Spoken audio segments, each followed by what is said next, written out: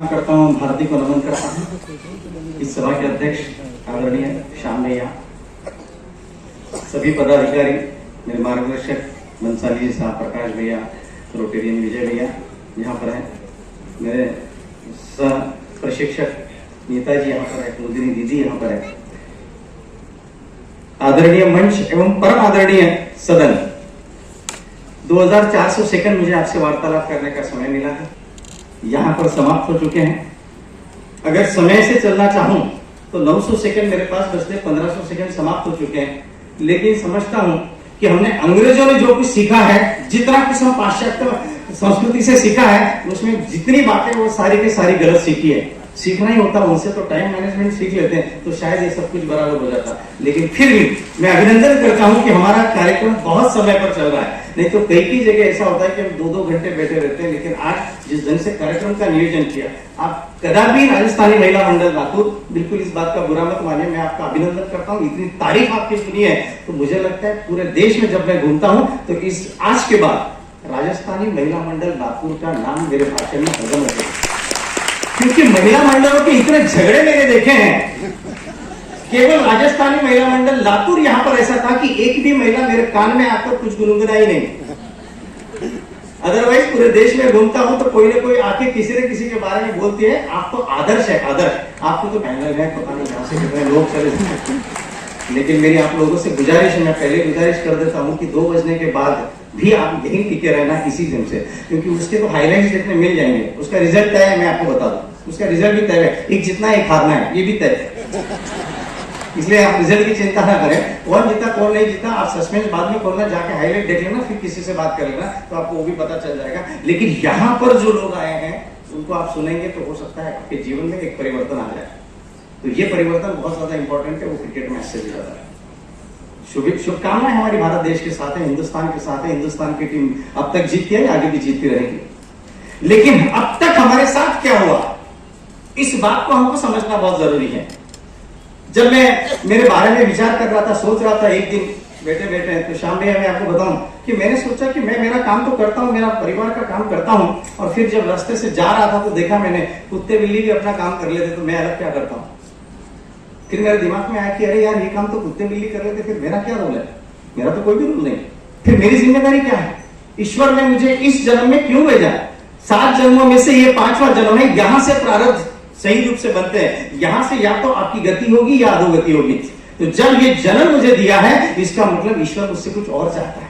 और जब ईश्वर मुझसे कुछ और चाहता है तो ईश्वर एग्जैक्टली मुझसे चाहता क्या है और ईश्वर क्या चाहता है, ये समझने के लिए जब मैं और आगे बढ़ने की कोशिश किया, आगे बढ़ने के लिए देखा कि फिर समझ में आया कि हमारा समाज वो क्या करता है। क्योंकि समाज ऐसे ही नहीं बनता, समाज बनता है परिवार से, परिवार बनता है एक एक व्यक्ति से। तो एक एक व्यक्ति के अंदर वो सुधारना हो तो परिवार के अंदर सुधारना होगी, परिवार के अंदर सुधारना होगी, समाज के अंदर होगी, और समाज ही फिर देश बनाएगा। बगैर समाज के कोई भी देश कभी भी बनता नहीं है। और ये हिंदुस्तान की, इस सनातन धर्म की, इस भारतीय संस्कृति की हम सौभाग्यशाली है। हम तो ईश्वर को, हमारे प्रभु को, हमारे परमात्मा को बार बार जितना धन्यवाद दे उतना कम है, क्योंकि हमने भारत देश में जन्म लिया, हमने हिंदुस्तान में जन्म लिया, हमने ऐसी धरती पर जन्म लिया जिसकी संस्कृति सबसे ऊपर है। सारी दुनिया के जितने राष्ट्र है, किसी को भी मां नहीं कहा जाता। पाकिस्तान माँ, रशिया माँ, अमेरिका माँ, कभी सुना है? नहीं। लेकिन भारत माँ को भारत माँ कहा जाता है, क्योंकि माँ की महिमा ऐसी है। जितने प्राणी हैं सब में जाने दो, लेकिन गौ माता को माँ कहा जाता है, क्योंकि उतनी प्रतिभा है, उतना उसके अंदर है, उतनी शक्ति है कि जो हमें भी जान दो। जब ये सारी बातें समझ में आई तो सब मुझे समझ में आया। तो हम तो बिलोंग करते हैं राजस्थान से। जब हम राजस्थान से बिलोंग करते हैं, भौगोलिक स्थितियां ऐसी बनी कि हमको अलग अलग प्रदेश में जाना पड़ा, कमाई के लिए बाहर निकलना पड़ा। हम हमारे पूर्वज हमारे कमाई के लिए बाहर निकले। बाहर निकलने के बाद कुछ नियम बनते गए। साल भर में तीज का त्योहार आता, वो ऐसे ही नहीं आता। तीज में हस्बैंड को घर पे आना ही पड़ता है, पति राजा को घर पे आना ही पड़ता है। साथ में पिंडा पासने की प्रथा है, वो इसलिए कि साल भर तुम जितना देश में घूमकर कमाते हो, वो साल में एक बार घर पे आओ, परिवार की भी हालत देखो, जो जमा किया है वो पूंजी घर पे दे दो, यहाँ का घर चले, और फिर आप कमाई के लिए निकलो। और तब बनते हैं तीज के सत्तू के लड्डू। वो क्यों बनते हैं? क्योंकि प्योर घी के वो लड्डू कभी खराब नहीं होते। रास्ते में कहीं पर भी तुमको किसी से कुछ मांगना नहीं पड़े, हीमोग्लोबिन भी तुम्हारा ठीक रहे, इसलिए वो तीज का त्योहार है। और इसलिए वहां से वो सत्तू का लड्डू लेकर निकलते हैं और पूरे देश में घूम के फिर व्यापार करते हैं। लेकिन ये जब देश में अलग अलग राज्यों में अलग अलग गांवों में जाकर बसे, तब इनको समझ में आया कि यहाँ पर मैं अकेला हूं, लेकिन यहाँ पर स्कोप बहुत है। आखिरी मारवाड़ी सब चीज को सोचते हैं। जब जब कोई मारवाड़ी के ऊपर आक्षेप उठाता है तो एक चीज मैं आपको अभी कह दूं, फिर उसके बाद शायद मैं भूल जाऊं। सरदार वल्लभ भाई पटेल और गांधी जी एक बार कलकत्ता के किसी व्यापारी के पास पहुंचे, और व्यापारी के पास पहुंचने के बाद उन्होंने देखा कि भाई हमको देश स्वातंत्र के लिए पैसे चाहिए, डोनेशन चाहिए, तो इनके पास बैठ के कुछ एक राशि जमा कर दूं। सरदार वल्लभ भाई पटेल गांधी जी उन मारवाड़ी व्यापारी के पास बैठे, उनके पास समय नहीं था, कुछ तो लोग थे, कस्टमर्स थे, चल रहा था। चलते चलते एक किसी आदमी के हाथ से, उनके जो आदमी था उसके हाथ से कुछ नुकसान हो गया, शायद 1 आने का नुकसान होगा, 1 आने से भी कम का नुकसान होगा, लेकिन उस कम के नुकसान के ऊपर वो मारवाड़ी व्यापारी जो है उसके ऊपर बहुत गर्म हो गया, बहुत उसने मतलब बातें सुना दी। सरदार वल्लभ भाई पटेल आपको पता है ये जरा ज्यादा ऊर्जावान थे, उन्होंने गांधी जी के कान में कहा कि यहाँ रुक के कोई फायदा नहीं है, जो आदमी 1 आने के लिए इतनी किटकिट कर देता है उनको क्या पैसे देने वाला है, वो हमको क्या है। तो गांधी जी ने कहा देखो उठ के चले गए तो वैसे भी ना, बैठे रहे थोड़ी देर, इतनी देर बैठे, सामने वाले को अच्छा नहीं लगेगा, हम बैठते हैं, देखते हैं, कोशिश करते हैं, और वो वहां पर बैठे रहे। व्यापारी ने अपना काम निपटाया, उस मारवाड़ी भाई जी ने फिर इनकी तरफ पलट कर कहा कि कहिए मैं आपकी क्या सेवा कर सकता हूँ। तो उन्होंने कहा कि हम राष्ट्र की सेवा के लिए निकले हैं और हमको फ्रीडम के लिए हमको पैसे चाहिए, हम चाहते हैं कि हमारी अपेक्षा है कि आप हमें कुछ दें। उस व्यापारी ने आओ देखा ना था, ड्रॉवर खोला, अपनी बही खोली, बैलेंस देखा, 66,000 का बैलेंस, इमीडिएट एक चेक बनाया और उनको दे दिया, इमीडिएट एक चेक बनाया और उनको दे दिया, थैंक यू वेरी मच। और जैसे ही चेक दिया, सरदार वल्लभ भाई पटेल का चेहरा एकदम बदल गया कि अरे अब ये चेक लेके चलो, फिर व्यापारी का मूड न बदल जाए। गांधी जी और वो धीरे धीरे निकलने के लिए बस तैयारी में, धन्यवाद देके निकलने की तैयारी में थे, लेकिन सरदार वल्लभ भाई पटेल बड़े जबरदस्त व्यक्तिमत्व, उन्होंने कहा मेरे मन में एक प्रश्न है, मैं प्रश्न पूछना चाहता हूं उनसे। गांधी जी ने कहा पूछो क्या बात है। व्यापारी ने सुनी है, बोले बोलिए बोलिए आप क्या बात है, कुछ शंका है कुछ। तो बोले नहीं, मैं ये सोच रहा हूं कि जिस 6 पैसे के लिए तुमने उस आदमी को इतना डांटा और अभी 66,000 का चेक देते हो, 66,000 का कैलकुलेशन कर लीजिए, आज 66 करोड़ रुपए के अंदर जाएगा। उस वक्त 1 सेकंड में 6 सेकंड नहीं लगे, उस वक्त वो चेक दिया। तो ये मैं दोनों रूप आपके समझ नहीं पाया ये क्या है। तब उस मारवाड़ी ने जो जवाब दिया, वो हर मारवाड़ी ने हर किसी के सामने जवाब देना चाहिए। मुझे बड़ा दुख होता है जब हम कहीं जाते हैं तो मारवाड़ी कंजूस है, मारवाड़ी कंजूस है। मारवाड़ी कंजूस नहीं है, लेकिन उसके इतिहास में हम जाना नहीं चाहते, उसको अपोज करना नहीं चाहते, उसके आंखें में आंखें डालकर हम बात करना नहीं चाहते, क्योंकि हमको पता नहीं होता। मारवाड़ी ने कहा वो जो 6 पैसे का नुकसान हुआ है वो किसी के काम का नहीं था, लेकिन आज जो 66,000 रुपए आप लेके जा रहे हैं ये पूरे देश के काम आने वाला है, और इसलिए मैंने ये दिया। हम लोग कंजूस नहीं, हम काट कसर करते हैं, हम वो बेफजूल का पैसा खर्चा नहीं करना चाहते, इसलिए हमने वो काम किया। तो हम कंजूस नहीं है। आज जितनी धर्मशाला है, जितने फाटे फूटते, जिस डिस्ट्रिक्ट से आप निकलो, जिस तालुका पेश में जाओ, जहां पर धर्मशाला है, कुएं है, शैक्षणिक क्षेत्र है, गौरक्षण है, जितना कुछ है, कौन मैनेज कर रहा है? हम मैनेज कर रहे हैं, राजस्थानी समाज मैनेज कर रहा है। हमारे समाज के ऊपर गर्व होना चाहिए, और इसके लिए आपने ईश्वर को, अपने परमात्मा को धन्यवाद देना चाहिए। जब मुझे पता चला कि जब मैंने सोचा कि ये सारी बातें, ये सारे एक एक देहात में जाकर बसे हैं लोग, और वहां पर जाकर, तो वहां पे फिर धीरे धीरे अपने लोग बढ़ते गए। फिर धीरे धीरे जब लोग बढ़ते गए तो फिर वहां पर अपना एक संगठन बनता गया। उस संगठन में एक चीज बहुत अच्छे से तय की गई। उस संगठन में चीज तय ये की गई थी कि जिसकी जिसकी जैसे ऐसी आर्थिक परिस्थिति होगी वो पंच वैसा निर्णय लेंगे। अगर किसी की आर्थिक परिस्थिति कमजोर है, पंच निर्णय लेते कि इसकी शादी ब्याह में, इसके मरण कारण में जो भी कुछ होगा, मिठाई बनेगी तो कितनी बनेगी, 3 बनेगी, 2 बनेगी, 1 बनेगी, और सारा सामान कहीं से खरीद के परचेस करके भाड़े से नहीं लाना पड़ता था, वो वहां पर हुआ करता था, बड़े बड़े गंज पर। ये सारा सपोर्टिंग सिस्टम में चलता था, और ये सारा सपोर्टिंग सिस्टम कौन करता था? हमारे समाज के लोग, हमारे समाज के वहां पहुंचे हुए लोग, और वहां पे उन्होंने वो एक आदर्श निर्माण किया, और उसके बाद ये संगठन, ये समाज की भावना है। ये जितने लोग कहते हैं कि हिंदू धर्म है, मुस्लिम धर्म है, सिख धर्म है, ईसाई धर्म है, मैं दावे के साथ कहता हूं ये धर्म है ही नहीं, इसमें का कोई भी धर्म नहीं। धर्म का मतलब तो होता है विचारों में शुद्धता और आचरण में निर्मलता, ये होता है धर्म। धर्म का मतलब ये है, ये हमारे संदर्भ के लिए ठीक है। मुस्लिम समाज है, हिंदू समाज है, जो कुछ है, लेकिन जो कुछ भी है सबसे ऊपर तो कौन था? सबसे ऊपर हिंदू है। फिर उसके बाद ये बाइफर्केशन हुआ, उसके बाद ये बाइफर्केशन हुआ। आपके यहाँ पर ये बहुत अच्छी बात है कि यहाँ पे इलेक्शन नहीं होते। छोटी सी बात में थोड़ा सा क्लियर कर दूं, 1700-1800 साल पहले ये क्रिश्चियन धर्म जो पैदा हुआ था, कृष्ण नीति को देखकर पैदा हुआ। 1400-1500 साल पहले जो मुस्लिम समाज जो पैदा हुआ, मुस्लिम धर्म जो पैदा हुआ, ये किसी देश के कारण पैदा हुआ। अगर कोई भाई यहाँ पर अगर है तो बिल्कुल आप समझ लीजिए इस बात को, उनके नाइक जी खुद कहते हैं इस बात को। किसी एक क्लब का प्रेसिडेंट बनना था, किसी एक को बनना था, चलते चलते बी के मन में आया कि मैं भी बनूं, बी को बनने को नहीं मिला, उसने सोचा कि 50 की संख्या है, मैं इसमें से 10 लोग अपने हैं, 10 लोगों को लेकर अलग क्लब बना देता हूं, और उन्होंने अलग क्लब बना दिया। अब इस क्लब से अलग मेरी पहचान कैसी हो, तो इस क्लब से अलग पहचान करने के लिए उन्होंने और एक बात कही कि अभी क्या करें, अभी इनसे सारा विपरीत करें, और इनसे सारा विपरीत क्या क्या करें, तो 32 चीजें ऐसी है जो हमारे अगेंस्ट करते हैं। हम लोग बिंदी लगाते हैं, वो बिंदी लगाते हैं नहीं लगाते, हमारा पैजामा उनका पैजामा, हम लोग लेफ्ट टू राइट लिखते हैं, वो राइट टू लेफ्ट, ऐसी कितनी सारी चीजें, 32 चीजें सिर्फ अपनी पहचान बताने के लिए। और फिर हमारी संख्या कैसे बढ़े, हमारे क्लब की संख्या कैसे बढ़े, तो फिर उसके बाद उन्होंने ये सब शुरू किया कि 4 विवाह ही अपभ्रंश है, ये भी अपभ्रंश है। वहां पे सामूहिक विवाह की परमिशन है, पेज नंबर 32, उनका अगर कोई ग्रंथ आप पढ़े उस ग्रंथ में जाके पैरा नंबर 3 पे देख लीजिए, वहां पर सामूहिक विवाह की परमिशन है। लेकिन आने वाले किसी कल्पित व्यक्ति ने इसको सामूहिक विवाह के बजाय 4 विवाह की परमिशन दी और अपनी संख्या बढ़ाने की कोशिश की, और ये संख्या बढ़ाकर अब आक्रमण करने की कोशिश करें। बात को समझने की कोशिश करना। ऐसे वक्त हमारी जिम्मेदारी क्या बन जाती है, ये केवल ये नहीं, हजारों सालों से, सैकड़ों वर्षों से हमारे ऊपर आक्रमण होता है। कभी मुगलों ने आक्रमण किया, कभी अंग्रेजों ने आक्रमण किया, लेकिन ये आक्रमण के बाद भी हमारा कुछ हुआ नहीं जो पिछले 70 साल में हमारा नुकसान हुआ। मैं किसी पक्ष की बात नहीं कर रहा हूं, मैं किसी पक्ष की बात करना भी नहीं चाहता, लेकिन हमको यह समझना जरूरी है कि हमारे ऊपर ये सारी अधोगति हमारी हुई क्यों, आज इतना बड़ा प्रश्न हमारे ऊपर निर्माण क्यों हो रहा है कि मेरा समाज मेरी जिम्मेदारी। एक समय था कलम 70 लगने के पहले बार बार हमको कहना पड़ता था कश्मीर हमारा है, कश्मीर हमारा है, कश्मीर हमारा है। इसकी सेकंड साइड थी कि कश्मीर हमारा है, इसके ऊपर हमको डाउट है। आज कोई कहता है कि कश्मीर हमारा है, क्योंकि हमको पता है कि कश्मीर हमारा है। कभी आपने कहा कि महाराष्ट्र हमारा, क्यों नहीं कहा, क्योंकि हमको पता है कि महाराष्ट्र हमारा है। वैसे आज कश्मीर भी नहीं कहना पड़ता। अरे तो ये जो आक्रमण हमारे ऊपर हुआ, ये 70 सालों में सबसे बड़ी बात थी, सबसे बड़ी बात धर्म और समाज, ये बेकार की बातें हैं। ऐसी शिक्षा प्रणाली बना ली गई और ऐसा ही शिक्षा हमको दी गई, और उस शिक्षा के माध्यम से हमारे ऊपर संस्कार करते चले गए। धीरे धीरे वो संस्कार होते चले गए, हम उन संस्कारों के प्रति चलते गए। पहले एक जमाना था जब हमारी पीढ़ी थी, हमारे बाबूजी ने, हमारे माताजी ने, हमारी दादी जी ने जो कहा हमने सुना, और हमने कभी सवाल नहीं पूछा कि ये क्यों।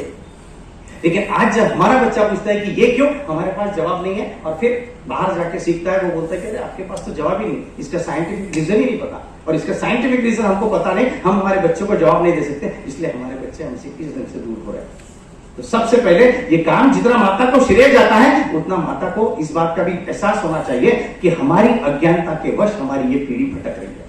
और जब हमारे अज्ञानता के वश हमारी ये पीढ़ी भटक रही है, तो सबसे पहले अगर कोई चीज होती है, यहाँ पे बिंदी क्यों लगती है तो हमको पता होना चाहिए, कान में बाली क्यों पहनते हैं तो पता होना चाहिए, नथुनी क्यों पहनते हैं तो पता होना चाहिए, पैरों में बिछुड़ी क्यों पहनते हैं तो हमको पता होना चाहिए, क्योंकि हर चीज से संबंध है। आपके हाथों में चूड़ियां होती है तो क्यों होती है, अरे यहाँ पर हर चीज का शरीर में पॉइंट है। गर्भाशय एक्टिव होता है तब आपको शादी के बाद में बिछुड़ी पहनाई जाती है, क्योंकि आपको वहां पर उसका काम पड़ेगा। सिंदूर माथे में क्यों लगाया जाता है, केवल सिंदूर, तो सिंदूर में भी फैशन आ गई, ये सेंटर से हटा के यहाँ पे, लेकिन सेंटर के सिंदूर का महत्व कुछ और है। जब तक ये बातें हमको नहीं समझ में आएगी, हम हमारे बच्चों को जवाब ही नहीं दे सकते, हम हमारे बच्चों को बता ही नहीं सकते कि राम कौन है, कृष्ण कौन है। अगर जीजा माता ने एक एक स्टोरी रोज अगर अपने बच्चों को बताई होती तो शायद ये बात ही नहीं होती। जीजा माता ने बताई इसलिए शिवाजी हुआ, लेकिन हमारी यहाँ की जीजा माता, मुझे नहीं पता कि कितने अपने बच्चों को स्टोरी बताते हैं, उनको गोद में बिठाकर बात करती है, लेकिन अब ये करना पड़ेगा। ये धीरे धीरे हमारे समाज को तोड़ते चले गए, ये हमारे शिक्षण को तोड़ते चले गए, हमारे खान पान के सिस्टम को बदलते चले गए, और हम इनके बहाव में बहते गए। इसीलिए मैंने कहा कि अगर सीखना होता पाश्चिमात्य लोगों से तो हम टाइम मैनेजमेंट सीख लेते हैं, लेकिन हमने सीखा उनका खाना पीना। उनका खाना पीना उनके भौगोलिक स्थिति अनुसार है। वहां पर जब ठंड पड़ती है, वहां पर जब मेरे डॉक्टर से बात हो रही थी, वहां पर जब ठंड पड़ती है तो ब्लड गांठें गिर जाती है, वो गांठें नहीं गिरनी चाहिए, इसलिए उनको पीना पड़ता है। और उनके ऑफिस में चाय की जगह 30 ml सर्व होता है। हम समझते हैं कि ये फैशन है, और हमने हमारे यहाँ पर पीना शुरू कर दिया। हमारे यहाँ पर गर्म पानी पीने से भी काम चल जाता है, क्योंकि हमारे यहाँ ऐसे ही उष्ण है। मेडिकल साइंस भी इसके साथ है। ये जितने त्योहार है हमारे, इसके पीछे, हर चीज के पीछे साइंटिफिक रीजन है। शास्त्रीय दृष्टिकोण से अध्यात्म को जोड़िए, शास्त्रीय दृष्टिकोण से धर्म को जोड़िए, शास्त्रीय दृष्टिकोण से धार्मिकता को जोड़िए, और उसके साथ संस्कारों को जोड़िए।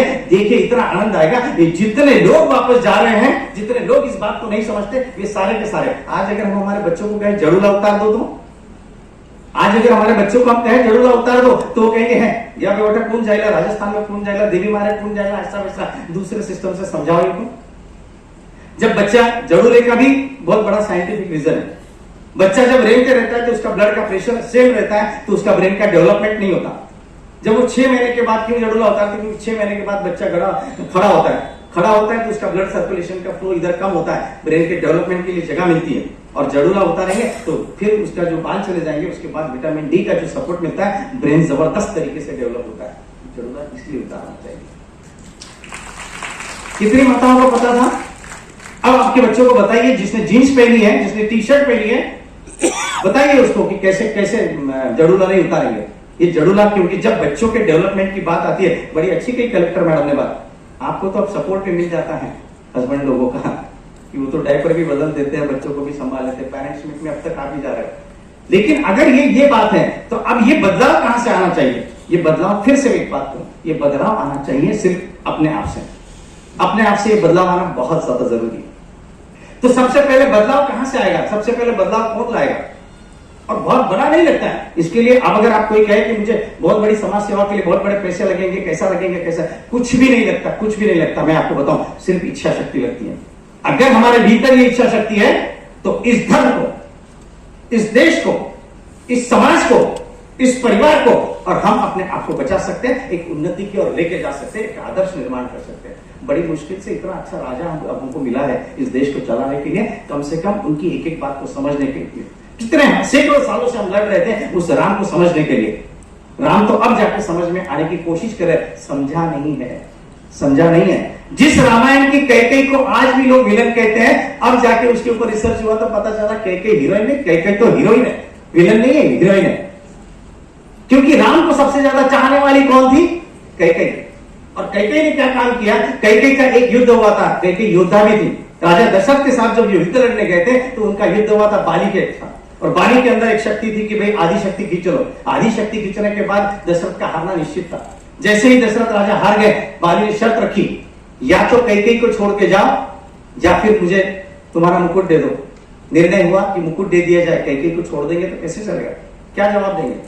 कैकेयी को लेकर आगे, लेकिन कैकेयी के मन में था कि मुझे बचाने के लिए राजा ने अपना मुकुट वहां पर रखा है। और जैसे ही उनको पता चला कि राजा राम अभी पद पर बैठने वाले हैं, उसके बाद ये संभव नहीं है, तब जाके उन्होंने राजा राम से जाकर कहा, राजा तो बाद में बने, राजकुमार राम से जाकर कहा कि मेरे मन में ये पीड़ा है और अपना मुकुट जो है वो वहां पर है, और राम तुमको ये काम करना है कि तुम बाली से ये मुकुट वापस लेकर आ जाओ, बाली से ये मुकुट। और ये बात सिर्फ तुम्हारे और मेरे बीच में है। और उसके बाद उसने वो तांडव किया। कैकेयी माँ बहुत होशियार थी, आप लोग बहुत होशियार हो, क्योंकि आपके अंदर एक योद्धा भी है और ममता का सागर भी है। और जब ये ममता का सागर है तो इस ममता के सागर से, ये मैडम ने आज बड़ा अच्छा दिया कि मैं बाहर हूं तो एक योद्धा हूं, कलेक्टर के सीट पर बैठेंगे तो स्ट्रिक्ट हूं, लेकिन अंदर जाते से मेरा रूप बदल जाता है। माता तेरे रूप बने, आपके कितने सारे रूप है, कितने सारे रूप, कितने सारे रूप। लेकिन ये सारी बातें कहां से होगी? आज भी वक्त नहीं गया है, आज भी वक्त नहीं गया। वक्त आज भी हमारे साथ है। अगर हम चाहते हैं कि ये मेरी जिम्मेदारी है, एक एक व्यक्ति अगर ये सोच ले, आप में से कितने लोग समाज की सेवा करना चाहते हैं? मैं आसान तरीका बता दूं, हाथ भी नहीं उठ रहे। हाँ उठ रहे। अगर ये जज्बा आपके अंदर है तो मैं आपसे एक दूसरा सवाल पूछता हूं। 168 रुपए अगर आपके पास है, ज्यादा नहीं, 168 रुपए, सिर्फ 168 रुपए, 168 रुपए आपके पास है, और जरूरतमंद एक व्यक्ति आपके पास पहुंचा, या कोई 2-4 व्यक्ति या संगठन पहुंचे और उनको केवल 60 रुपए चाहिए, आप देंगे या नहीं देंगे? कितने लोग देंगे? जरा आवाज लगा दो। अरे वाह वाह वाह वाह, सभी देंगे। चलो 168 रुपए आपके पास है, और मेरे जैसा एक व्यक्ति पहुंचा जिसको 7 रुपए की जरूरत है, या संगठन जैसा एक व्यक्ति पहुंचा जिसको 7 रुपए की जरूरत है। कैलकुलेशन बड़ा आसान है। एक दिन में घंटे कितने हैं? 24। एक हफ्ते के घंटे कितने हैं? 168। 7 दिन में 168 घंटे। रोज का अगर 1 घंटा दो तो आपको 7 घंटे देना है, रोज का 1 ही घंटा देना है। अब रोज का 1 घंटा ये देना कैसे है? ये देना कैसे है? ये भी बड़ा आसान तरीका है। जो व्यक्ति रिटायर्ड हो चुके वो अभी भी उतना काम कर सकते हैं। अगर मान लो मैं संस्कृत पढ़ाता हूं और मैंने संस्कृत से रिटायरमेंट ली, तो अब मैं अभी तक तो मैंने उसको मेरा प्रोफेशन भी समझा और विद्यादान भी समझा, जो भी मैंने मेरी सेवा से किया वो किया।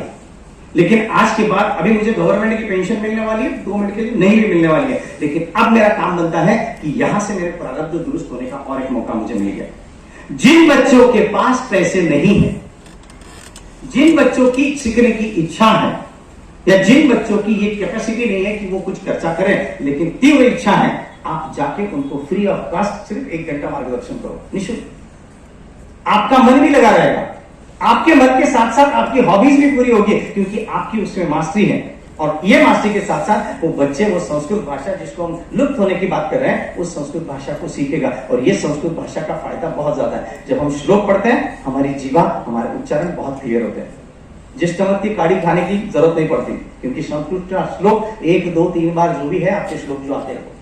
अब जिसको संगीत आता है उसने संगीत की क्लास लेना, जिनको कबड्डी आता है कबड्डी सिखाए, जिनको क्रिकेट आता है वो क्रिकेट सिखाए। जिसकी जैसी मास्टरी है, किसी का एडमिनिस्ट्रेशन में मास्टरी होगी तो एडमिनिस्ट्रेशन सिखाए। और ये सारा अगर हम करते हैं तो निश्चित रूप से ये बदलाव यहां से होना शुरू होगा। अभी भी हमने हमारे कॉलोनी में एक काम किया था। कॉलोनी में बहुत सारे लोग रहते हैं और हमारे अंदर एक बहुत बुरी आदत होती है, वो तीसरे घर से बच के रहना बहुत खतरनाक है। ये हम ही बोलते रहते हैं, ये हम ही करते रहते हैं। होली के समय का समय था, मैं भी वहां पर खड़ा था होली जलाने के लिए। फिर मुझे ध्यान आया कि हम लोग जब रास्ते से चलते हैं, हमारा पड़ोसी मिलता है तो हम उसको जय श्री कृष्ण भी बोलते नहीं, जय श्री राम भी बोलते नहीं, चुपचाप निकल जाते, वो भी चुपचाप। कभी कभी साल में दशहरा दिवाली को जाके मिलना होता है, बस उतना ही। तो मैंने बोला ये सिस्टम तो गलत है। अगर मेरे पड़ोस से वो व्यक्ति जा रहा है तो मुझे तो रुकना चाहिए, मुझे तो उसको बोलना चाहिए, पूछना चाहिए कुछ काम है क्या। तो ऐसे वक्त फिर मैं वहां पर खड़ा हो गया। और फिर जो हमारे कॉलोनी में गुजराती भी है, पटेल भी है, महाराष्ट्र कोकणस्थ ब्राह्मण है, देशस्थ ब्राह्मण है, माहेश्वरी भी है। मैं खड़ा हो गया और वहां पे जो आते थे, जो भाभी आती थी, उनको कहता, भाभी आपके यहाँ के ढोकले बहुत अच्छे बनते हैं, आपको ढोकले खिलाना। भाभी आपके यहाँ की वो पाटोड़ी की सब्जी बहुत अच्छी बनती है, वो खिलाना है। तो वो एकदम इकट्ठा हो गया कि क्या बात है, कोई इतना हक से मांग रहा है, क्या बात है। एक एक करके जमा हो गए और उसी दिन डिसाइड कर लिया हर 3 महीने में एक मीटिंग लेंगे। हर 3 महीने में एक मीटिंग लेंगे। और हर 3 महीने में जब मीटिंग लेते हैं, हम वो एक हल्का सा गेट टुगेदर करते हैं, हमारी प्रॉब्लम एक दूसरे का शेयर करते हैं और कोई एक्सपर्ट को वहां पर बुलाते हैं और उनके विचार भी सुनते हैं। मैं बड़ी गर्व के साथ अमरावती में कहता रहता हूँ कि हमारी कॉलोनी ऐसी कॉलोनी है जहां पर एक खर्रा खाने वाला व्यक्ति भी नहीं है। बीड़ी सिगरेट तंबाकू दारू तो दूर हो गई। और सबसे बड़ी बात है कि हमारे कॉलोनी में किसी का भी किसी के साथ झगड़ा भी नहीं है। आपके पास गाड़ी नहीं है तो फर्क नहीं पड़ता, आप किसी को भी आवाज दो, आपके 4 व्हीलर तैयार। और ये अनुभव मैंने किया है, ये अनुभव मैंने किया है। समय रहा तो बताऊं, नहीं तो नहीं बताऊंगा मैं। तो ये अनुभव हमने जब किया है तो मुझे पता चला कि हमारा वो जो एक माहौल बन गया, वो इतना अच्छा माहौल बना। सर्वे बहुत खुश होते ना, होते हैं ना। सिर्फ मैं खुश होने से कुछ नहीं होगा, मेरा अड़ोसी पड़ोसी सब खुश होना। मोदी जी भी तो इसी कार्य में लगे कि सबको खुश है, सब आजू बाजू के लोग भी खुश रहे तो सब खुश रहेंगे। अब ठीक है, किसी की कल्पित दिमाग संस्कारी कैसे तो वो क्या कर लेंगे फिर। लेकिन हम तो कर सकते हैं ना, हमारी कॉलोनी में कर सकते हैं, हमारे परिवार में कर सकते हैं। मेरी बेटी की जब सगाई हुई थी तो मेरी बेटी की शादी हुई थी, उसने कहा था कि पापा यहाँ पे जरा थोड़ा प्रॉब्लम है। मैंने क्या हुआ, बोले आपस में भाई लोगों की बातचीत नहीं है ससुर जी। मैं ठीक है, मतलब फिर क्या करोगे तुम। ये मैंने बेटी का नाम जानबूझ के लिया, किसी और का नाम लेना तो मुश्किल है। मेरी बेटी के में ऐसा कोई प्रॉब्लम नहीं है, लेकिन फिर भी बता दो एग्जाम्पल। तो मतलब फिर तुम क्या करोगे। ये यहाँ पर बैठी हुई अविवाहित बेटियां और यहाँ पर बैठी हुई माताओं के लिए भी ये संदेश है। तो मैंने फिर क्या करोगे, तो बोले मैं यही तो पूछना चाहती हूँ कि मैं क्या करूं। मतलब बहुत सिंपल है, बहुत सिंपल है। उस बच्ची को पूछा मैंने, तुम क्या करती हो। तो उसने बताया मैं संगीत पढ़ाती हूँ और मैं खाना बहुत अच्छा बनाती हूँ, ये वो अलग अलग आइटम बना। मतलब सिंपल, बहुत अच्छा आसान तरीका है। क्या करोगे, कुछ नहीं करो, एक बहुत अच्छी सी डिश बनाओ और गांव में जितने तुम्हारे हैं ना, वो दोनों चाचा मामा जो भी होंगे, उनके यहाँ पे अपनी डिश बनाई भेज दो। देखो रिलेशन बिल्डअप होना शुरू हो जाएगा। और हकीकत में बताऊं, उस लड़की ने फोन पर मुझे 6 महीने के अंदर बताया हमारा परिवार का गेट टुगेदर चलना है और एज ए गेस्ट करके आपको आना है। ये बात उसके मतलब पहले से जहन में थी कि मैं परिवार को जोड़ू कैसे। और यहाँ पर कभी कभी हमारे साथ ऐसा होता, मैं यहाँ की बातें नहीं करता, यहाँ तो बहुत अच्छे लोग हैं, ये तो बात नहीं। लेकिन बेटी से बात करते वक्त कहीं हुई हो, कहीं करियो, कहीं जिमी, कहीं नहीं, कुछ नहीं। ये बातें बेकार की, ये बातें करना ही नहीं चाहिए। ये परिवार को इसलिए जोड़ रहा हूं क्योंकि आगे आपको समाज को जोड़ना है। समाज को आप कैसे जोड़ेंगे, समाज को जोड़ते वक्त हम क्या करेंगे, जितनी रूढ़िवादी परंपराएं हैं उसमें की जितनी कुछ आउटडेटेड अगर हुई है तो वहां पर ब्रेक करो। अंधश्रद्धा के साथ वहां पर रुक जाओ। अंधश्रद्धा हमारे साथ साथ चलते रहती है। वो ऐसे पूछेंगे सासू जी को क्या हुआ, तो बोलेंगे मालूम करी हमारी सासू करती थी। मैं शायद पीछे महेश नवमी को आया तो एक छोटी सी कहानी आपको सुना के गया होगा, पता नहीं, लेकिन फिर से एक बार दोहरा देता हूँ। श्याम भाई साहब, मैं एक बार अमरावती से नागपुर जाने के लिए लाइन में, बस की लाइन में खड़ा था।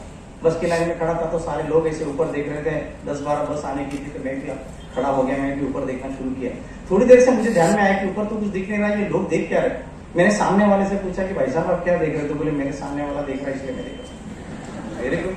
मैं उसके सामने वाले को पूछा, मतलब भाई साहब आप क्या देख रहे हो, तो बोले वो सामने वाला देख रहा है इसलिए मैं देख रहा हूँ। Very good. फिर मैं से पूछते नंबर 1 पर पहुंचा और उसको पूछा भाई साहब आप देख क्या रहे हो, मुझे कुछ दिखाई नहीं दे रहा। बोले मैं कहाँ देख रहा हूँ, मेरी तो गर्दन ही ऐसी है। हमारे 30 त्योहारों के मामले में ऐसा ही होता है। तो हमारे 30 त्योहारों के मामले में अभी गूगल सर्च मारिए, बुजुर्गों से डिस्कशन कीजिए, पता कीजिए कि ये त्योहार क्यों मनाया जाता है। शादी में जितनी ये होती है ना, आपकी विधियां जितनी होती है, उस एक एक विधि के पीछे बहुत बड़ा महत्व है। उसके ऊपर संस्कार होते हैं, उन संस्कारों का पता कीजिए कि हल्दी लगी तो हल्दी क्यों लगी, इस वक्त फेरे में तो फेरे क्यों है, फेरे में यही मंत्र क्यों बोला गया, और मंत्रों का उच्चारण सही है या नहीं वो भी चेक करना जरूरी है। अगर गलत उच्चारण होगा तो गलत उच्चारण का गलत प्रभाव भी पड़ सकता है। तो शुरुआत यहां से करनी चाहिए, मैं समझता हूं। हाँ ठीक। तो ये परिवर्तन कहां से आएगा, मैं परिवर्तन की बात कर रहा था। ये परिवर्तन आएगा अपने आप से। जब मैंने देखा कि मेरी मिसेस का देहांत हुआ 2016 में, 12 दिन मनाने की बात आई, घर में चर्चा चली, हमारे बाबूजी भी बड़े आधुनिक विचारों के थे, उनसे चर्चा चली, तो बाबूजी ने कहा तुम क्या करना चाहते हो। मैं और बाबूजी बिल्कुल एक फ्रेंडशिप का नाता था, उम्र में हमारे डिफरेंस था 30-35 साल का, लेकिन नाता बड़ा फ्रेंडशिप का था। वो साहित्यिक थे, आधुनिक विचारों के थे, इसलिए प्रैक्टिकल भी थे, तो बड़ा अच्छा मतलब जम जाता था। मतलब बाबूजी मुझे ये सारी बेकार की बातें लगती है, इसके पीछे का मुझे अर्थ समझना है और अर्थ समझ के मुझे करना है, अदरवाइज मुझे नहीं करना है। बाबूजी ने और हमने डिस्कस किया, 3 दिन में हमने वो सारे प्रोसीजर खत्म कर दिया। कई समाज में होता है 3 दिन में होता है, उसके पीछे भी साइंस है, इसके पीछे भी साइंस है, हमारे 12 दिन के पीछे भी साइंस है। तो बोले फिर क्या करोगे, मतलब ये 12 दिन में मैं मेरी बहन बेटियां जितने रिश्तेदार हैं उनको ही खिलाता हूं, जो ऑलरेडी बहुत सारे सक्षम है उनको हम कभी भी खिला सकते हैं, लेकिन मैं चाहता हूं कि जो सक्षम नहीं है या जिनको जिसकी जरूरत है उस ढंग से हम 12 दिन बनाए। तो बोले क्या कल्पना है तुम्हारी, तो मैंने कहा कि मैंने धर्मपत्नी जी के 15 आइटम निकाले थे, उनको क्या क्या पसंद था। मतलब बाबूजी ये मैंने 15 चीजें निकाली हैं जो उनको पसंद था। किसके लिए कर रहे हैं, आत्मा की शुद्धि के लिए। किसके लिए कर रहे हैं, आत्मा की प्रसन्नता के लिए। किसके लिए कर रहे हैं, वो जो आत्मा है, जो दिवंगत आत्मा है जिसने शरीर छोड़ दिया है, उसकी शांति के लिए। तो फिर उसके मन पसंद का करेंगे तो ही ठीक लगेगा, तो ही उनको अच्छा लगेगा। तो फिर मैंने उस वक्त ये कहा कि मैंने ये 15 चीजें हैं, तो बोले अब क्या करना है, मैंने एक एक चीज एक एक महीने में करेंगे 12 चीजें, और ये 12 चीजें उस जरूरतमंद तक पहुंचेगी। मिसेस को कैडबरी बहुत पसंद थी लेकिन खाती नहीं थी, तो हम उस वन एरिया में चले गए जहां पर कैडबरी की एड देखते हैं बच्चे लेकिन खा नहीं पाते। सबको कैडबरी बांट दो, बहुत ज्यादा पैसा भी नहीं लगता।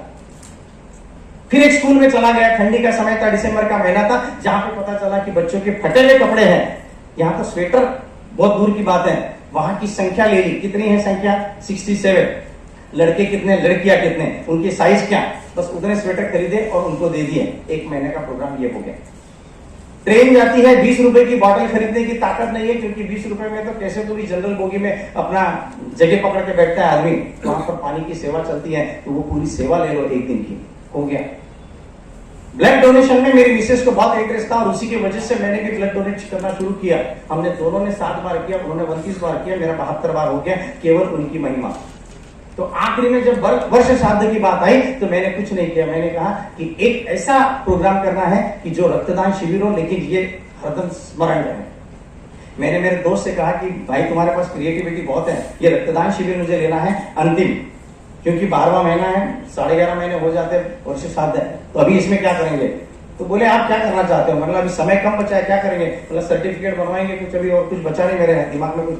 तो बोले तुम्हारी मिसेस की फोटो वो अपने घर में क्यों लगाएगा, मतलब बहुत अच्छी बात है, ये तो करेक्ट है, नहीं लगाएगा। मतलब फिर क्या किया जाए, फिर इमीडिएट ध्यान में आया, अरे अपनी फोटो तो लगाएगा ना। तो मैंने इमीडिएट फिर 2 कैमरा वाले 2 कंप्यूटर वाले हायर की और उनको कहा कि सर्टिफिकेट का डिजाइन बना दो, जो ब्लड दे रहा है उसकी फोटो खींचो और उसकी फोटो उसी के सर्टिफिकेट पे पेस्ट करो और वहीं के वहीं प्रिंट निकाल के दे दो। ये तो होगी एक बार, लेकिन उनकी मरणोपरांत रक्त तुला की, क्योंकि उस व्यक्ति का, उस आत्मा का उसमें बहुत ज्यादा जीव था कि मेरी ये सेवा होती रहे, मेरे जो रक्त जा रहा है, क्योंकि रक्तदान ये ऐसा दान है कि निस्वार्थ है। समाज सेवा वहां से भी होती है, फिर से आपके 24-48 घंटे में फिर तैयार हो जाता है, तो आप वो भी कर सकते हैं, कोई बड़ी बात नहीं है। और किसको जा रहा है ब्लड ये आपको पता नहीं है, तो आपका तो निस्वार्थ काम हो गया, और निस्वार्थ काम की तो बात होती है। और वहां पर ऐसा हुआ कि 124 बोतल हमको चाहिए थी, 185 बोतल हुई और मरणोपरांत रक्त तुला हमने की और इंडिया बुक ऑफ रिकॉर्ड्स ने ये बात को दर्ज कर दिया। परिवर्तन कहां से आया, परिवर्तन यहीं से आया। और ये परिवर्तन कौन कौन लाएगा, ये परिवर्तन आप में से बैठा हुआ एक व्यक्ति लाएगा। अब आप सोच सकते हैं कि मुझे क्या करना है, मुझे कहां से जाना है, कैसे करना है, मेरे अंदर क्या है, मैं क्या कर सकता हूं, क्या दे सकता हूं, क्या, ये सब जब आप करेंगे तो ये परिवर्तन समाज में कोई बहुत बड़ी बात नहीं है, समाज सेवा में कोई बहुत बड़ी बात नहीं है। रोज का 1 घंटा कितने लोग निकाल सकते हैं, अपने स्वास्थ्य के लिए निकाल सकते हैं। ये समझने के लिए निकल जाओ कि सवेरे कहां क्या क्या प्रॉब्लम चल रही है। और नहीं कम से कम तो धर्म का प्रचार कर लो, वो तो कर सकते हैं। नहीं कम से कम तो धर्म का प्रचार कर लो, नहीं कम से कम तो धर्म की जागृति लेके आ जाओ, नहीं कम से कम तो हमारा समाज क्या है और हमारे समाज की महत्ता क्या है, हमारे बच्चों को लेके बैठ जाओ। और नहीं कम से कम तो एक दिन का क्लास ऐसे ले लो, एक्सपर्ट को बुला लो, और एक्सपर्ट और युवा लोग भी ये काम कर सकते हैं। युवा लोग क्यों जुड़ नहीं रहे? युवा लोग नहीं जुड़ने का एक बहुत बड़ा रीजन है, क्योंकि उनको हर जगह जाना है, हम किसी को साथ में, मेरा बेटा ही मुझे मैं कहता है कि मैं बेटा चलो ना यहाँ पे, तो पापा मैं नहीं चलूंगा, और मैं भी बड़े आसानी से कहता अच्छा ठीक है तुम घर पे रहो, मैं अन्नकूट का प्रसाद में अटेंड कर लेता हूँ। क्यों मैं साथ में लेके भी जाता हूँ? अगर मैं साथ में लेके जाऊं तो 10 लोगों से परिचय होगा, वो देखा कि उसके पिताजी यहाँ पर परोसदारी कर रहे हैं, वो भी परोसदारी करेंगे। क्यों कैटरिंग सेवा जरूरत है? कैटरिंग सेवा की कोई जरूरत ही नहीं है। और ये सब अगर बच्चे हमारे साथ, लेकिन हमने भी हमारे बच्चों को खुला छोड़ दिया, हमने हमारे बच्चों को जब खुला छोड़ दिया तो बच्चे भी स्वतंत्र हो गए। बच्चे स्वतंत्र हो गए तो वो भी समझना नहीं चाहते, और सारा के सारा कमर्शियल हो गया, हर चीज कमर्शियल हो गई, और ये कमर्शियल हमको टीवी पर सिखाया जा रहा है और हम वो सीख रहे हैं। इसलिए यहाँ पर अभी एक उन्होंने किस्सा दोहराया, एक आपको बात बताई, सहारा के जो थे सुबोध, उन वही बेसहारा हो गए कि उन्होंने 500 करोड़ शादी में 2005 में खर्चा किया, जो सबसे हाईएस्ट शादी थी इंडिया की, और उसके बाद बच्चे भी नहीं आए, बीवी भी नहीं आई, दोनों बच्चे नहीं आए। बताइए क्या? और आज हमारे यहाँ पर आंसू हो जाते। ये जो है हृदय का बंधन है, ये हृदय का बंधन तोड़कर सारे के सारे व्यवहारिकता में चले गए, और इसी को हमको फिर से एक बार जीवित करना है। आप अपने बच्चे को जब भी वो आता है, आप उसको गले लगाइए, आप गले लगाइए उसको, आप कहिए बच्चा मैं तुमको बहुत प्यार करता हूं, आज तुमने क्या अच्छा काम किया बताओ। ये नहीं कि तुमने ये नहीं किया, वो नहीं किया, वो नहीं किया, कंप्लेंट छोड़ दो। काउंसलिंग के लिए इतनी केसेस आती है कि पति पत्नियों के संबंध की उम्र भी कम हो गई, 3 महीने शादी नहीं होती, और अभी सगाई होती नहीं, उसके पहले शादी के पहले टूट जाती। और एक केस तो इसी के 20-22 साल हो गए, शादी के बाद 22 साल के बाद में डिवोर्स लेना है। तो 2 समस्याएं हमारे समाज के भीतर बहुत ज्यादा रूप से चल रही है, और ये दोनों समस्याओं को अगर आप ध्यान से देखेंगे तो पता चलेगा कि आपके पास काम करने के लिए बहुत कुछ है, कम नहीं है, बहुत कुछ है। अब यहां पर अगर मैं एक बात कहूं तो शायद गलत भी नहीं होगा, एक हमारा तेजस्विनी प्रोग्राम चलता है, तेजस्विनी में हम उन लड़कियों को लेते हैं साथ में, उन लड़कियों को साथ में लेते हैं जो जस्ट अभी 12-13 साल की हुई है, और यहाँ पे शारीरिक और मानसिक परिवर्तन होगा, और यहीं पर सबसे बड़ा अटैक उनके ऊपर होता है, और उस अटैक को आप भी जानते हैं, मैं भी जानता हूं। अब इसी अटैक से उनको बचाने के लिए एक तेजस्विनी प्रोग्राम हमने डिजाइन किया जो ऑल ओवर इंडिया में चलता है। एक्सपर्ट को बुलाते हैं ऑल ओवर इंडिया से, जो जिस चीज का एक्सपर्ट है उसको बुलाते हैं, और उसके बाद मेरा दावा है, उसके वो प्रोग्राम के बाद मेरा दावा है, क्योंकि मैं स्पष्ट रूप से कहता हूं ये लव जिहाद से रिलेटेड प्रोग्राम है, और मैं स्पष्ट रूप से कहता हूं ये सेशन मैं खुद लेता हूं, और उसके बाद मेरा दावा है कि वो लड़की इस धर्म के बाहर, समाज के बाहर शादी करने की सोच भी नहीं सकती, सोच भी नहीं सकती, क्योंकि रियल फैक्ट उनके सामने है। परसों के दिन का मैं निकलते अभी कल अमरावती से निकलते 2 घंटे एक व्यक्ति आके बैठे थे, एक कॉलेज के प्रोफेसर थे, उनके यहाँ पे एक प्यून काम करता था, उसकी लड़की 9th स्टैंडर्ड में पढ़ती है, किसी शाहरुख नाम के व्यक्ति से इंस्टाग्राम पे मुलाकात हो गई, और इंस्टाग्राम पे मुलाकात होने के बाद उसने कहीं बुला लिया, नागपुर में कपड़े दिला दिए, चॉकलेट खिला दिया, चॉकलेट खिलाने के बाद ट्रेन में बिठा दिया, पता ही नहीं चला कि वो कहाँ पहुंची तो राजस्थान और मध्य प्रदेश के बॉर्डर में, वहां पर देखा तो पुलिस सामने, क्योंकि तब तक विश्व हिंदू परिषद और भी लोग कार्यकर्ता वहां पर एक्टिव हो गए। समाज कार्य करने के लिए कुछ और चाहिए ही नहीं। आप सोचिए, जिन चीजों की कमतरता हमारे पास महसूस होती है, वो सारी चीजें एक नोट बना दीजिए कि मुझे क्या सीखना है, मुझे क्या करना है, मुझे क्या देना है, मेरे बच्चों में कहां कौन सी कमी है, और वो सारी क्लासेस यहाँ पर चलती है। मैं तो कहता हूं कि युवा वर्ग अगर है तो वो भी अपना युवाओं को, युवतियों को जोड़ने के लिए आप हर महीने एक प्रोग्राम ले सकते हो। 1 महीने में सिखाइए संस्कार क्या चीज होते हैं, 1 महीने में सिखाइए साइबर क्राइम क्या होता है, 1 महीने में सिखाइए लोन एप्लीकेशन कैसे करते हैं, 1 महीने में सिखाइए और कुछ, 1 महीने में उनकी कला सिखाइए। ये एक चीज एक महीने में लेंगे, इसकी ट्रेनिंग देंगे, और फ्री ऑफ कॉस्ट, आपके यहाँ तो इतने दान जाता है, ये सब आप करेंगे तो निश्चित रूप से उत्थान तो होगा, प्रगति तो होगी, समाज एकता होगी, समाज सेवा की भावना भी पैदा होगी। जब हम जो करेंगे हमारे बच्चे वो देखते हैं और वो बच्चे करते हैं, लेकिन हम टीवी के सामने नहीं हटेंगे। तेरी सास मेरी सास भी कभी पहुंची, और मैंने कल पूछा था, मैंने मेरे क्लास में, मेरा योगा क्लास चलता है, मैंने ऐसे क्लास में एक सवाल पूछ लिया कि मैंने बोला महाराजा दशरथ की 3 पत्नियां थी, उनका सीक्वेंस बताओ, तो 1-2 महिलाएं उसमें हाथ खड़ा करके जवाब देने की तैयारी में थी। मतलब बिग बॉस में कौन जीत रहा बताओ, तो सारी की सारी तैयार हो गई। तो ये बिग बॉस से रखी है, हमारे घर की स्टोरी नहीं है, एकता कपूर हमारे घर की स्टोरी नहीं है। ये जितना जितना जो कुछ बताते हो हमारे घर की स्टोरी नहीं, क्यों उनकी स्टोरी में हमको जाना है। हमारे पास इतना सारा समय है कि ये इडियट बॉक्स से दूर हो जाइए। ये इडियट बॉक्स हमको हमारे समाज से दूर कर रहा है, हमारे परिवार से दूर कर रहा है, और इसीलिए हम देख रहे हैं कि सिंगुलर फैमिली होते जा रहे हैं। और सिंगुलर फैमिली होते जब जा रही तो बेटा भी बाप को नहीं, और इसीलिए दिल्ली में जो खुल गया कि 36,000 रुपए में हम अंतिम संस्कार कर देंगे, आपके आने की जरूरत नहीं है। क्यों खुला? ये भी एक प्रोफेशन बन गया, हर चीज का प्रोफेशन बना, हर चीज का व्यवसाय करना बना। ग्लोबलाइजेशन के नाम पर ये सारा हुआ, लेकिन न तो वो ये हुआ न ये हुआ, न हम समाज में रहे न उधर रहे। तो हमारे पास सबसे बड़ा उद्देश्य बन जाता है ग्लोबलाइजेशन जैसा होगा वैसा होगा, लेकिन सनातन धर्म, हमारी संस्कृति, हमारे संस्कार आज भी हमारे बच्चों को जोड़ते हैं। और ये इंसान ही है, जानवरों में होता है वो सब कि जिस दिन माँ का दूध पीना बच्चा अलग हो गया उसके बाद किसी का किसी को रिश्ते का पता नहीं। लेकिन यहाँ पर, और मैं और एक चीज बात बताऊं, बाकी सब जगह क्या होता है पता नहीं, लेकिन इंसान सब जगह माताओं का नाम है। हम घर में जब बिल्ली का बच्चा आ जाता है तो हम क्या बोलते हैं? ये बिल्ली का बच्चा है, ये कुत्ते का बच्चा है, ये गाय का बच्चा है, बोलते हैं गाय का बोलते, क्यों? ये भैंस का क्यों नहीं बोलते? सांड का बच्चा है क्यों नहीं बोलता? बोकी का बच्चा है। मां को इंपॉर्टेंस है वहां पर, लेकिन हमारा ही एक समाज ऐसा होता है, पुरुष वर्ग ऐसा होता है, हम पिता का नाम लगाते हैं। क्यों पिता का नाम लगाते हैं? क्योंकि वहां पे पिताओं का पता नहीं होता, यहाँ पे पिता का पता है, और ये मेरी माता का सम्मान है, इसलिए मैं मेरे पिता का नाम लगाता हूं। बताइए बच्चों को ये सारी बातें बताइए, और ये सारी बातें जब हम लेकर हम आपस में डिस्कस करेंगे, ऐसे चर्चा सत्र करेंगे, आप कर सकते हो। किसी एक एक्सपर्ट को बुला लो और बाकी सारी महिलाएं बैठकर, बाकी सारे पुरुष बैठकर अपने जितने जितने मन में प्रश्न है अभी भी हम वहां पर जा सकते हैं। मैं फिर से एक बार इस बात को दोहराना चाहता हूं कि अब हमारे देश की परिस्थिति बदलने जा रही है। कहां से कहां तक पहुंच गए हम, और भी आगे जाने की पूरी, लेकिन अब हमारा साथ वहां पर होना चाहिए। इसलिए सबसे पहले हमारे मन की मजबूती, हमारे परिवार की मजबूती, फिर हमारे समाज की मजबूती, और उससे होगा हमारा ये देश मजबूत, और जिसको हम भारत मां कहते हैं।